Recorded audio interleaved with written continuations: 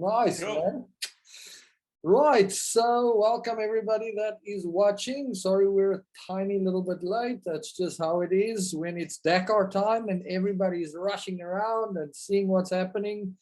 It's been a really crazy day today at the Dakar for Kevin Benavides, and we're really sad, but we have a hero and a celebrity of our own that we want to chat to with today, and that is Joey Evans. If you guys do not know who Joey is a Dakar finisher, also an Africa Eco Race finisher in style. But before he finished Dakar, he was actually in a wheelchair. Joey had a crash on an off-road race. The first two doctors that saw him told him he would never, ever walk again. And Joey actually finished the 2017 Dakar, dragging his bike over the finish line. And to me, it is one of the best Dakar stories out there. So if you've not heard it, we are not going to give it away, but I can tell you it is the best Dakar story you will ever read. So make sure you get it. Joey, I think it's Para to Dakar, right? Yeah, that's it. Yeah, from Para to Dakar. And thank you, buddy. You know, I don't think it's all that, but thank you very much. It's all that. I'll fund that. I mean, I couldn't put that book down. It's truly rally spirit. And, you know, I think that you've helped so many people around the world with struggles and disabilities to show them that it is doable, man. And what bigger legacy can you leave? So it's amazing.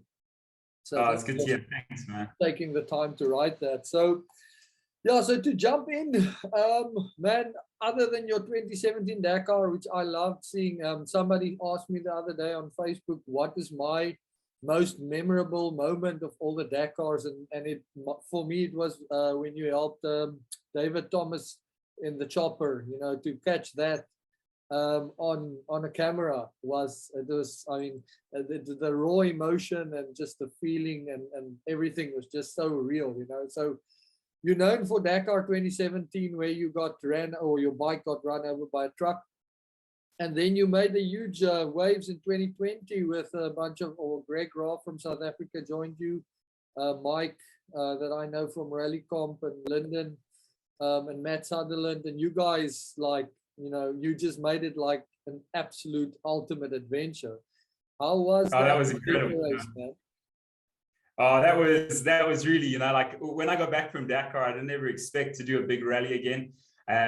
You know, I was kind of like, that was my whole goal, you know, for so many years. And so it's like I achieved it, and I was like, you know, in such a crazy way. And I was kind of like, yeah, I'm done. You know, that's me. And then Lyndon got hold of me and said, hey, I'm putting together a team of guys I've met around the world, and I want to go race this Africa Eco Race. And obviously I'd heard about the race, and you know, I think all of us who race nowadays, you know, I watched the interview you did with Alfie the other night, and, you know, he talks about the old days in Africa. And obviously you're like, man, I was born at the wrong time. You know, I wanted to race through North Africa and all this sort of stuff. And then to have that opportunity to go and do those tracks, because a lot of it is the old Dakar route. You know, we raced through North Africa, and he said, hey man, do you want to come and do this race? And I'm like, pick me, coach, you know. So we went over and we did the race, and it was, I must say that was an absolutely incredible experience. And obviously everything was crazy, you know, all sorts of things. Myself and Greg,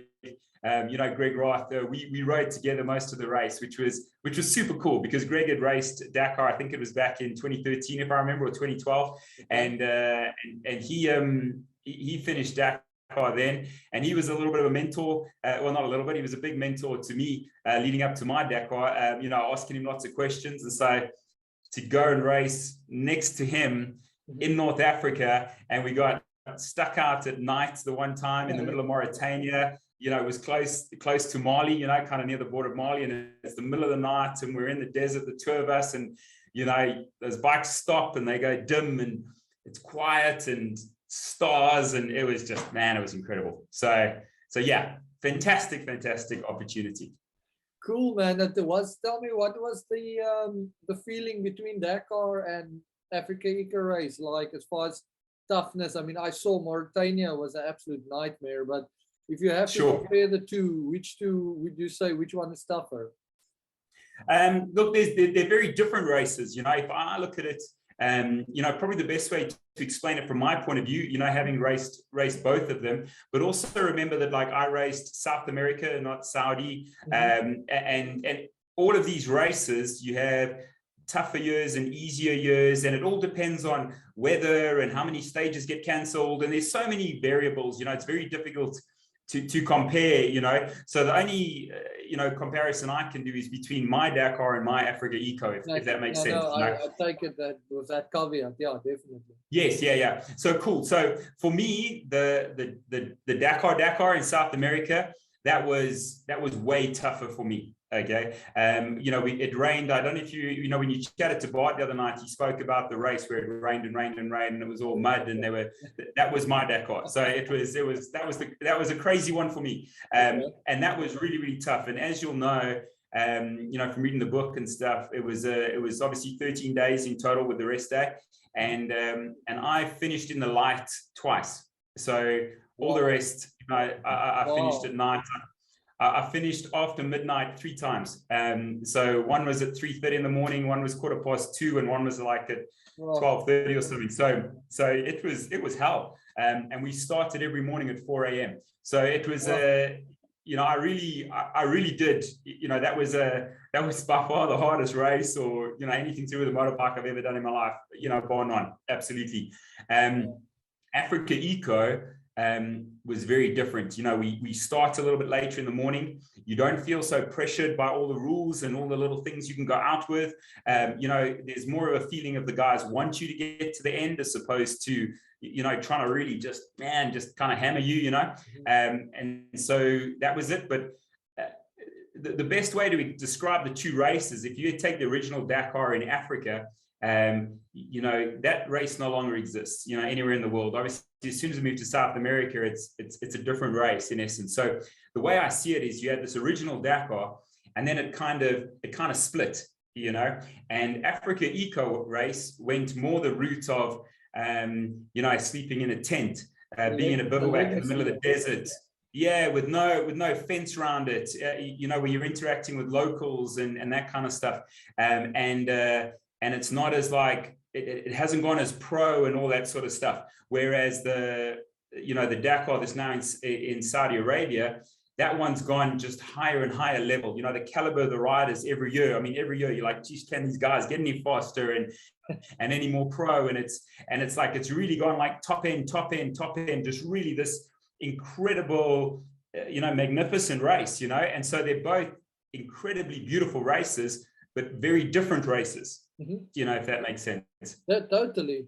And I think that's a really, really great way of explaining it. So thank you, because I know many of us are torn between doing Africa Eco Race and doing Dakar, and I'd always said, I don't know if I want to do Dakar if it's in Saudi, but you can only say it for so long until you have to do it. Like, yeah, sure. It's I get it. There's an easy answer to that, but it's really not complicated. You just got to go and do both.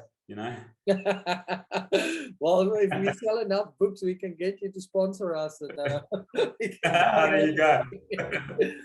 Listen, you touched on the caliber of the riders, and man, have we been blown away this year. I mean, I knew that Bradley Cox would do well. I know Mason from the US, so I knew he was going to do well. But I mean, knowing somebody's doing well, and then doing as good as they are as rookies, top 20 some days, or a lot of the days, I'm just completely overwhelmed.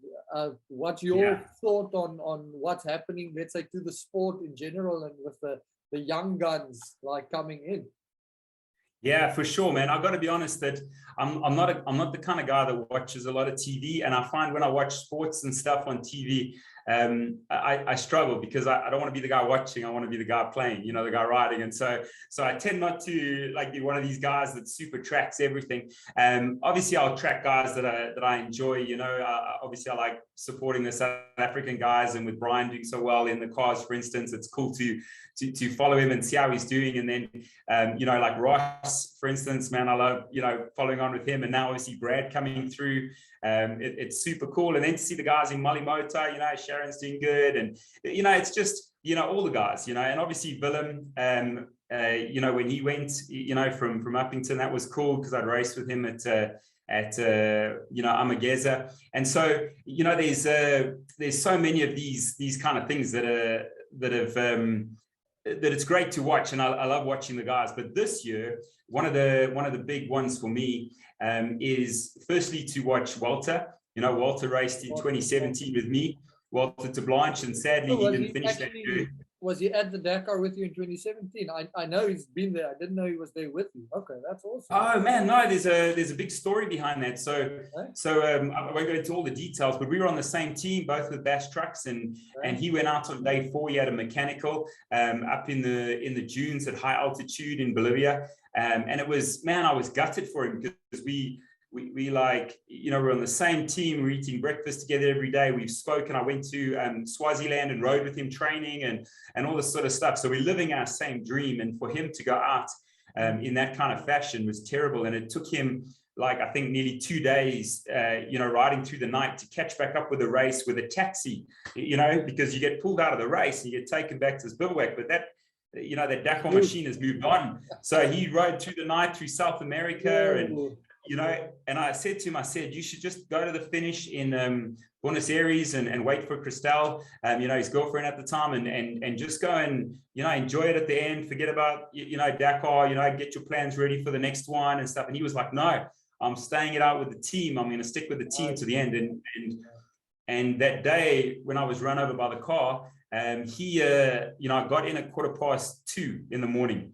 And to give you an idea, he was waiting for me at the gate of the bivouac at 2:15 in the morning. Wow. And he guided me to the truck, and then he marked my road book for me so I could get 1 hour of sleep. And he was just solid to me, really good oak. And so now that he's back and he's got it on his helmet, his unfinished business, obviously he wants to get that finisher's medal. And here we are sitting with just a couple stages to go. I'm like, freaking dude, finish this thing, man. So I totally want him to finish, But another cool thing about this year is all the coverage we're getting. I mean, for you to have interviews with Alfie and Bart at the race, and all the live videos we're getting from Brad, and we're getting from all the guys there, Willem and all, Walter and Stuart and all these guys, it's freaking cool, man, to be able to see. I mean, we saw that one about Ross the other day where he was out and he told us, man, and I'm tearing up, hearing me telling him this, because I can see he's about to tear up. And it's like, you're so much more part of the race than any other previous races, because we're just getting, all these guys obviously have connection and that kind of stuff. So I must say that I've loved following this year. I really loved it. The only part I've hated is Rice going out, man. I'm so gutted for that guy. That guy needs some good luck, man. He freaking deserves it, man. We need that guy. And I think that's the thing. This is the cruel mistress that's Dakar. If you want to compete on that level, is that it takes so many tries to get to the podium. It's one thing, I mean, for us normal guys to just finish it, and it's a battle for survival. But when you kind of step over into the, let's call it, superhuman kind of competition side of it, because it's not just skill, it's luck. And massively, the rally gods have to smile on you that year. And I mean, the way that I kind of make the pain easier for myself every year is that, it's a question of, it's more experience. Everything that's happened with him every year is just compounding. I mean, look at Van Beveren. I mean, incidentally, Van Beveren is leading the rally today. How many years have he crashed out and fallen to now lead the rally 2 days before the end? So my blood is orange. I ride all kinds of bikes, but I do think, and I hope for Yamaha, that they deserve a podium spot. The guys have really worked hard, and every time I see Ross fall out, and he's so affectionately known throughout the whole Dakar bivouac because he's so open, and I wouldn't say emotional, but his face doesn't lie. He's real. That's the big thing. He's a real guy. He's your buddy. He's not just some aloof kind of pro rider. He's a guy that's he's just awesome. Now the guy needs some luck, man. And I mean, you see guys like Sam. Sam had a whole bunch of DNFs. I stand to be corrected, but I think Sam Sunderland had like 5 DNFs or something like that, or 4 DNFs. exactly. And then he came back, and then the one that he finished, he freaking won the race, you know. So I think it was something like that. I'm not 100% No, on the stats. I'm with you on that one. Yep, exactly that. And I think that's what makes it. I hope that happens to Ross. You know, he needs his good one. Look, he has the pace, and he has. I've heard. I wouldn't say confidentially, but the word on the ground there is that the Yamahas just don't have the top end that the Hondas and the KTMs have. So I'm assuming this year that I don't know. I'm not involved in that kind of technical development. Yeah, I don't have a clue about that sort of stuff either, man. I'm like, they say that the Hondas and the KTMs are just, I mean, they just blow the Yamahas away as far as top end is concerned. So there's a lot of talk about. I don't. I've got to be honest. I don't know about that. You know, I know that. I look at it and I'm like, when they're at that level, you know what I mean. These guys, all bikes have pros and cons, but it is going back to the luck thing. You know, a lot of it is luck. You know, when you see, if you look at a guy like Van Beveren, he's obviously had a few DNFs. I'll never forget that crash he had in the riverbed that time. You know, where it just was like, oh man, you could feel it watching it, you know, and you look at it and it's like, it is a luck thing. If you take the top 10 guys at the end of day one, generally speaking, half those guys are not finishing the race, by the end, because a guy like me, I have one goal, like exactly what Walter's doing this year. He's got one goal, and that is to cross that finish line. Like, he doesn't care about positions. He's here to finish the Dakar, and that's where I was at. And if you look at all those top 10 guys, they can finish the Dakar easily. Like, it's not even a challenge for those guys. I mean, not even a challenge, don't get me wrong, but it's like, it wouldn't be that major achievement. Yeah, these guys, but they're not, no, it's not their job to finish. That's my point. It's like, they could finish it with their eyes closed almost. Their job is to win it. And so they are riding very different. They're not there to finish. They're not there for this finisher's medal. Hey, I wasted. They're there to go like, I freaking won that race. And so the way you win it is you have to hang it out. And you've got all these guys who hang it out. And basically, at the end of the day, the guy with the best luck kind of thing, ends up on that podium, the top 3 steps, because you have what was it, Ricky Brabeck, if I'm not mistaken, he had a challenge earlier on and he lost so much time.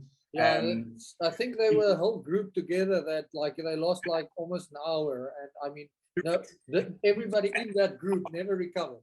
They're still hanging back.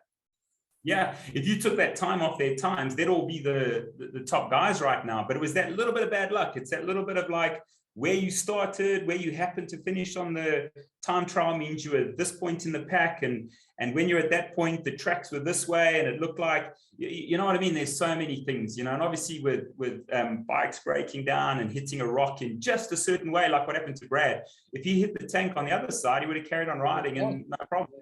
But the side he hit it on had the fuel pump on it, and then he was stuffed. So it's like, there's it's just these tiny little bits of luck that either, it's a coin that falls this way or that way, a lot of it, Definitely, man. Well, speaking of it, so Yamaha is leading the race with Van Beveren, and then Quintanilla from Honda second, and Sam Sunderland is about 5 minutes off the pace, or 6 minutes actually. So, and then there's a KTM in the top 5 as well. So it's really nice to see the competition heating up. I love KTM and I still think it's the bike, but it's good to see a few different manufacturers there. And I think that helps about getting, like you said, getting the race back into the living room, and us all talking about it. Yeah. So I think for this, you need a lot of top guys, a lot of guys contending. I'm a KTM guy through and through, man. I freaking love KTM. And it's one of those where it's like, of course, you want a KTM guy to win, but you look at what was happening, after they won. I think it was 17 or 18 years in a row. The 18 that they won every year, and it was fantastic. It was just like if you were a Michael Schumacher fan and he's winning year after year, like, it's fantastic.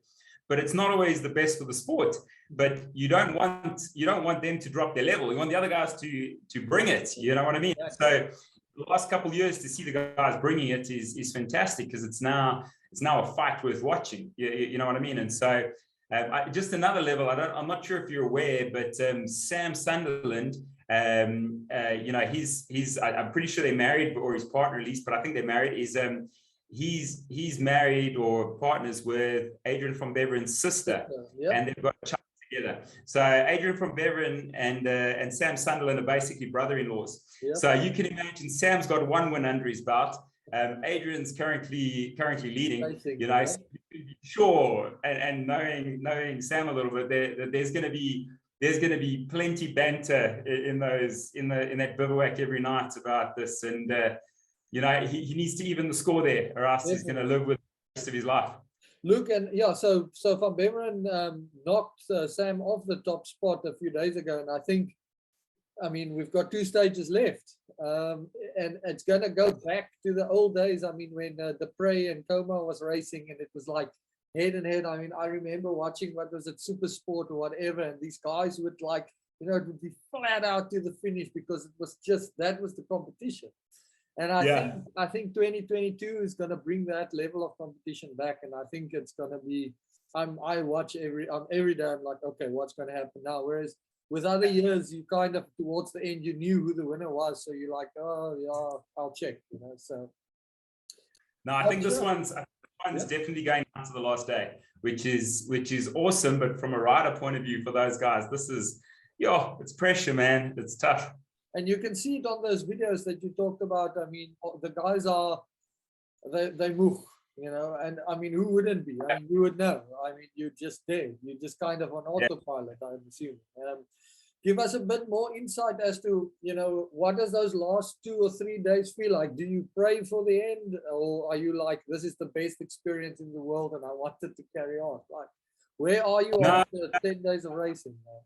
No, I think for someone like me, obviously everyone's different, and for those people that know my story and know the kind of rider I am, I'm one of those guys that's closer to the back than the front, that's for sure. And so when I was at sort of this stage of the race, I mean, by the end of day 2, for me, I was tired of riding. You know what I mean? By the end of day 2, I was riding an average of like 16 hours a day, sleeping for between 4 and 6 hours a night.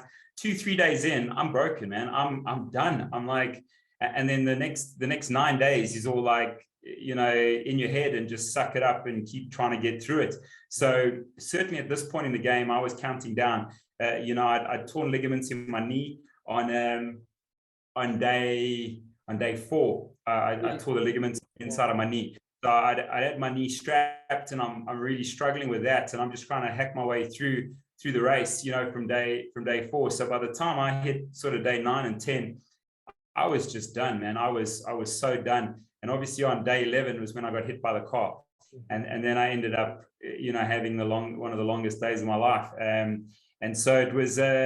So I was definitely done. And it's all this balance, So for a guy like me, I heard you chatting to Daryl the other night, and he spoke about pressure and all that sort of stuff, because he's having pressure to get top 20s and top 10s and that kind of stuff. But for me, I didn't have those kind of pressures. If I could pull off a finish, man, that's the biggest thing I would pull off in my life, in terms of the sport. And so by the time I got to this stage in the race, I'm just like, come on, man, just get through these last couple of days, man. I don't care if it's ugly. I don't care how you do it. Just get through it. So I was certainly wishing the race away at this point. I'm like, I just want to be done.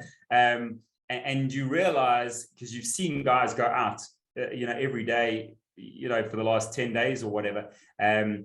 So you can go out for like a list. There's probably like, 500 different reasons you can go out. And some of them are just silly little reasons, You clip a rock funny, you go down and you break a collarbone or something, just a little fall that's nothing major. And boom, it's all over, bud. All those millions of rand, all that training, all those, for me, years of trying to get there, it goes like this. And so you're like, it's so much pressure to just stay in the race, get another kilometer. And so I was just like ticking. Don't make any mistakes, stay away, keep focused. Like, yeah, it was a lot of pressure at this point in the game, because you're so close, but you can go out on the liaison of the last day. You've got to, it's not over till you ride up that ramp and they hang that medal around your neck. Exactly. I mean, I was chatting to James Alexander, where they wanted to stop him on the last section of the last stage. I mean, and it's like, yeah, yeah. I think for me, theorizing about it, hopefully one day we'll experience it. That these last 2 days would be the most nerve-wracking because, like you say, that risk is just getting bigger and bigger every day. But I want to touch on something that I think, if I recall, you actually worded it in the book like, you literally did it 1K at a time. And a lot of times I also love mountain climbing, and it's that thing of like literally one step or one tulip at a time. And that's how you did it. I think that is such a great insight for normal people like us that just dream of racing the Dakar. Whereas, if you break down something in bite-sized chunks, even if your bike is broken, it's about having the will to do it, and that's half the fight. And I think that the book brings over so well, because I mean, you weren't going to give up. I mean, I think you wrote like, you will move until the sweeper truck picks you up, but until the sweeper truck gets you, you won't stop. And I think that is one of the most like rally centric or like in the vibe of rally things that you can ever do. And I think you kind of showed that to the world. So that's such an awesome ethos to even live by. You know what, it kind of came from back in the hospital when I was paralyzed. I was in the hospital. I had no movement below my chest. My legs have all gone skinny, and they're saying like, this is it, man. And you're not gonna walk the rest of your life. And I looked at it, and it starts to kind of dawn on you all the things that you'll never be able to do, all the challenges you have. Obviously, along with my spinal cord injury, you lose all bowel control, all bladder control. It's like it's a mess. Your ability to digest food properly, all this. And so you're looking at this life and going like, I can't, like, there's no ways I can't do this, which is a common thing for guys who are seriously disabled. And I was just like, there were times I was like, there's no point. There's no ways I can live like this. And that was how I felt. But I could do one more day. You know what I mean? One more day, I could do one more day. And then the days I couldn't do one more day, I said, well, I'll just get through this next physio session. I'll just get to lunchtime or whatever. And you break it up. And suddenly you got to lunchtime, and then you got to the evening, and then you made the next morning, and then you made, and suddenly it's a day, and it's 2 days, and it's 3 days. And that's kind of how I hacked my way through that time, which was one of the most difficult times in my life. I know a lot of you guys also heard about my daughter who had that terrible accident, December a year back, and it was the same thing, man. They said she's not going to live, and we were just like, man, how could we ever accept that, and she was in the coma, and they're saying, she won't make it through today, that kind of stuff. And it was like, okay, man, this is like, there's no ways we can deal with this, but let's just get through another hour or another 10. And I actually remember that specifically now that you mention it, because obviously there was a lot of support, but that idea of just through this hour, and it's, I mean, now that you say it, I kind of get chills, because I mean, all of a sudden I remember that time, and I mean, I'm an outside bystander, you're in it. So that is, that was really, I mean, I'm assuming for the entire family, it must have been so tough. And I mean, the fact that you guys have the tenacity to kind of just push through that it's mind-boggling. You guys have definitely inspired a whole new generation of rally riders, but far beyond just rally, like people, which is sure. Yeah, no, I hear you, but I've got to also just tell you that it's like when we've gone through these things, like me with the paralysis, or the challenges with my daughter's accident, or getting through the Dakar Rally and stuff, it's like you have to remember that we got through it, but it was messy.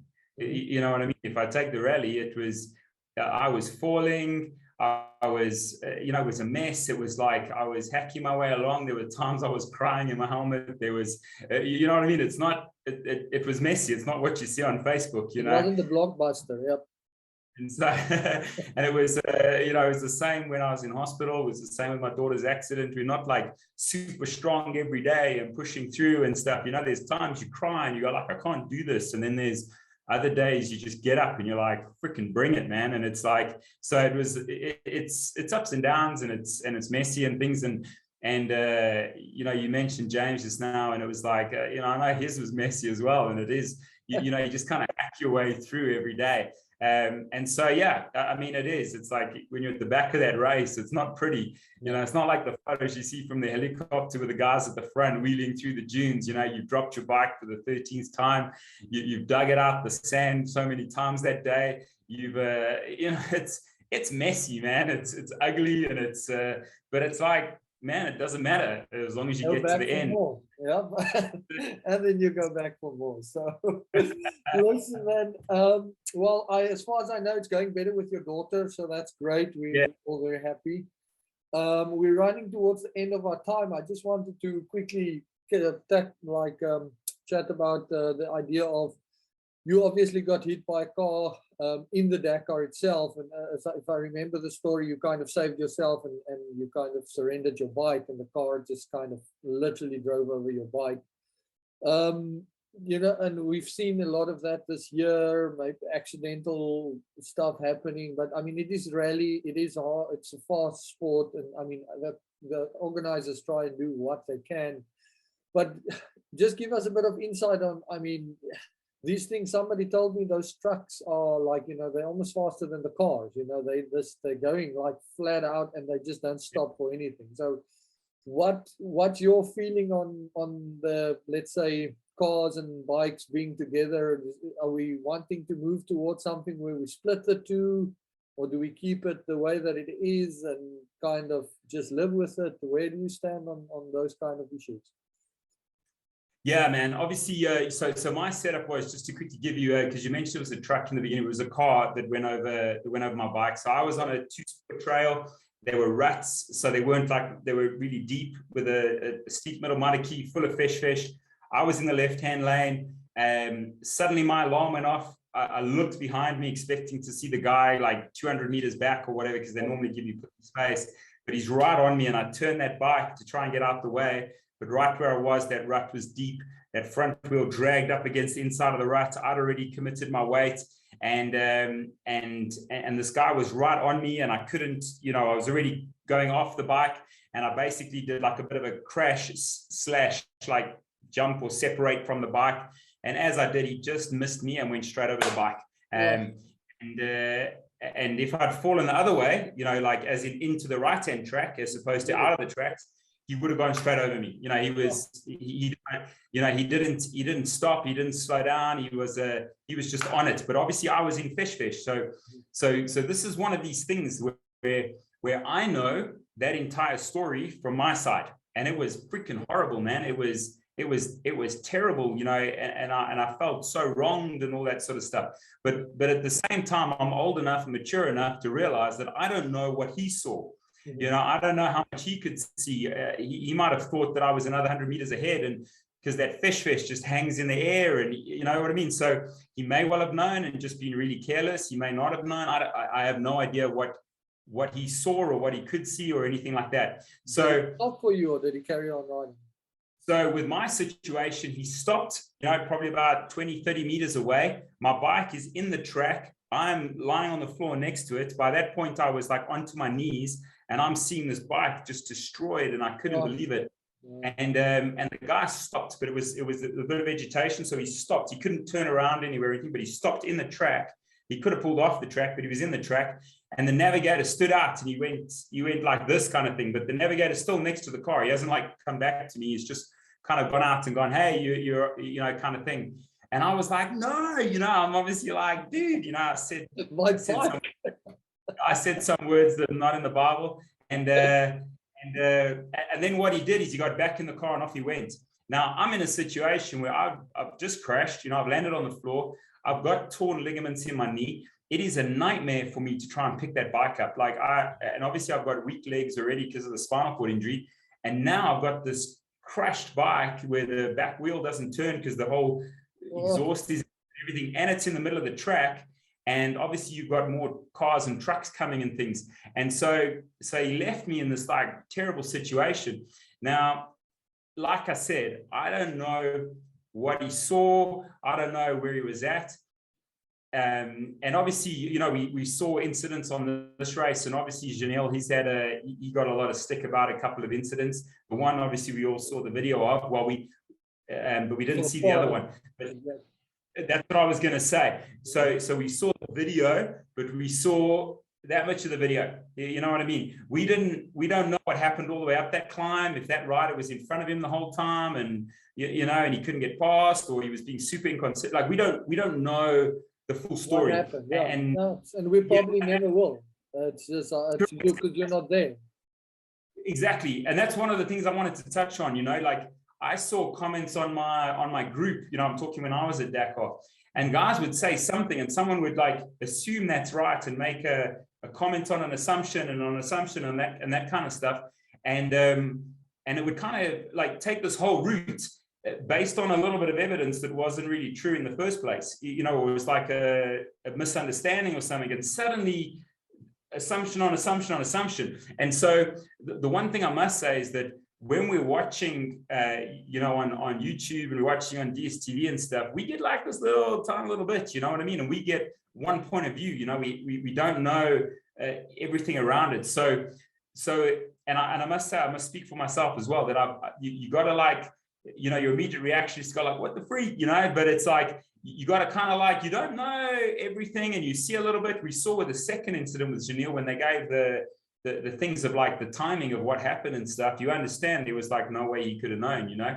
You know, he had literally had 2 seconds before that he got the warning, and then he hit the bike. So it's like, you know, 2 seconds in a rally car as you're cresting a dune. If you've ever ridden dunes, you know you can't stop just before you know you're gonna have a whole world of problems if you do that. So yeah, it's tricky. I nearly got hit by a truck in the desert as well that came over the top of a ridge, and I was just off to the side.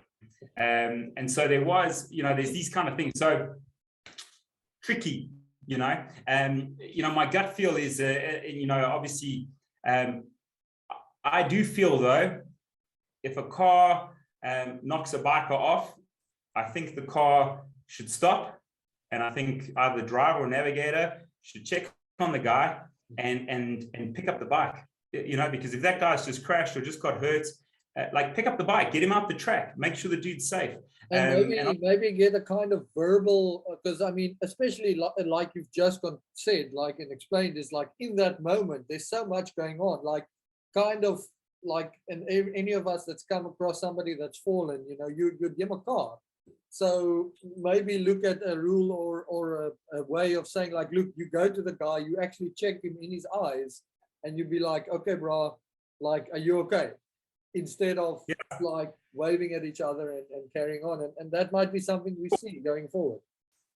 Yeah, I would. Yeah, it is. It's tough because every situation is different, and every situation we don't know. But I would, I look, a lot of guys have the approach of like, hey man, it's racing, and the guys, you know, they're racing for times, and you know, what do you expect? You know what I mean? The guy's getting paid big money, there's pressure, there's that kind of stuff.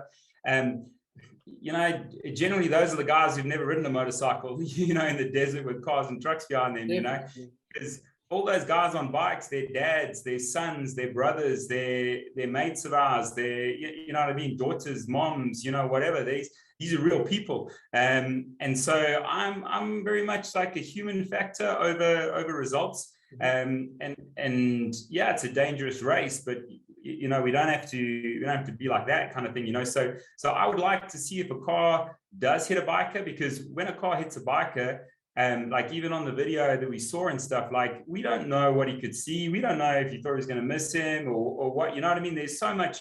So it's very hard to say, yeah, you were wrong in doing that. Absolutely. But I would like, I feel like it's the human thing to do, is to stop, obviously make sure the guys are right, which a lot of guys do from inside the car. But I would like to see, like, pick the guy's bike up, man. You know how hard it is to pick up a nearly, you know, 180 kilogram bike out of the sand when you've just been knocked off, you know, like pick the bike up, get it out the track. So you make sure the rider is safe and his bike's out the track. So he's in a safe place, he's out the track, and he's cool. Because when a guy is stopped in the track and he falls over, or he's just been knocked off with a car or whatever, like, understand this isn't a top rider that's cruising along at the front. This is the guy at the back that's physically broken. You know what I mean? He's hurting, man. He's you know that guy that you saw sitting there in the sand. I mean, that guy's probably raced for years and all sorts of stuff. You know, he's no hacker to be there at Dakar. So he's got skills, but the reason he's freaking stuck there or whatever is because he had this gnarly climb. He's probably dropped the bike 15 times before. The guy's broken, man. So it's like, if you knock him off, yeah, get the bike out the track, make sure he's cool, and then carry on. So my opinion, and it's like, I'm not there, you know, I may well be way off on this, you know, but my opinion is the incidents are hard to judge because, you know, depending on what the driver can see, what the rider can see, but the actions after the incidents, for me, speak volumes, if that makes sense. So that's how it does. And I think that's something that like we can hope and push for as far as kind of making these calls and definitely looking at like de-escalation of people that don't know what's going on, because I think that especially in Janelle's case we saw like really skyrocket out of control and nobody wants 100%. To do with that, you know? So, yeah, I got to be honest, when I saw the incident first I was like, what, you know what I mean? And obviously with my experience, you know, my PTSD I'm probably still dealing with from 5 years ago, you want to react. But, you know, obviously, Janelle's a well-known guy. He's a well-liked guy. He's known as being a very level-headed guy. You know, I don't think there was any malice or any, you know, kind of like, I don't, you know what I mean? And so I'm pretty confident he did what he thought was right in the situation. You know what I mean? I don't think the guy needs to be, tortured over this or, you know, anything like that. But perhaps like if they made different rules, but it's hard, you know, to make rules that suit every situation. But personally, I'd like to see the guy stop, get the bike out the way. A quick one though, just on that again, is like when I did Dakar, something I noticed is truck drivers and car drivers all have personalities. You know, some cars will beep you plenty in advance, give you plenty of warning. I found, you know, Peter Hansel passed me probably every single day, you know, always plenty warning. You know, I was the rider that I'd always pull over and stop, you know, let the guy go. You know, I was totally, because I was chilled, man. I just wanted to finish. Super good. Nasala Tier, fantastic, you know, always plenty space. You know, these kind of guys. Now, not to, look, I'm saying all of this, and I don't even know who hit me at the Dakar. It could have been one of those guys for all I know. You know, honestly, I have no idea who hit me. Well, still. we're putting it out there. Whoever hit Joey in 2017, it's time to own up. He needs an entry to Dakar. You know, he wants an entry to Dakar. You have to own up. And I'd like that new bike that Janelle promised the guy. You know, I wish. If I could have a new bike and if I could just have the cash value of the entry, I don't want another entry, just the cash value will be good enough for me. But they have different personalities, and so sometimes guys make mistakes or whatever, but like some of those truck drivers are also super cool, and others of them, drivers and truck drivers, I promise you they're like teenagers on Red Bull. They're freaking mental, man. And they won't buzz you, and they will come straight past you, missing your handlebars by millimeters. You know, if you've ever been on a bicycle and a truck comes past you really close. Now imagine a freaking rally truck and you're on a motorcycle already going 100 k's an hour, and this guy just flipping comes right past you. So I can tell you now, some of those guys out there are careless, like careless, like a biker's life means nothing. And other guys are considerate, and they realize that, hey man, we're all guys out here. We want to race, we want to have a good time, and we all want to go home tonight. So everyone's different, but I guess the one thing I'd say is just be careful with judgment when you only see a small part of it on TV. Fully agree, man. Well, that was so nice, and it's so refreshing to chat with you, Joey. I really appreciate it. It sounds like you need to stay out of the desert to stay safe. But we're definitely hoping to see you sometime next year. If you can make it down to our ride in April, that would be great. Otherwise, there's some rides planned for, I think, in August or July with the Dakar Rally. Again? Sorry? When is your event in April again? It's at the end of April, last weekend of April. So, and it's not a race. It's a ride. It's no, you know, I would love to come. I've got an event I'm actually going to in the States in May, and I'm trying to get earlier. So I may not be there. They've asked me to speak at an event in a bike event in California in May, which we agreed on. So looking forward to that. But you know, I'm not sure if I'm around. If I'm around, I'll be there for sure, buddy. And if not this year, there'll be next year as well. I don't know if you guys know, we've got the KTM Adventure Rally coming up in March as well. So, you know, if guys are around, you know, with that sort of time, and adventure guys, you know, will be there. And, you know, I hope to see lots of guys there. That'll be cool. Definitely, man. Well, thank you so much, and good luck with all of your stuff and your public speaking. And guys, if you want to know what happened to that broken down bike in the rut, he did finish the finish line, but you have to go and read the story. It's awesome. So thanks so much, man. I really appreciate your time, and let's see if KTM is going to pull up a win for us, man. Yeah, man, that'd be good. That'd be good. Okay, man. Great to see you. Thanks so much for that. Cool, brother. Keep on, my man. Bye. Cheers, bro.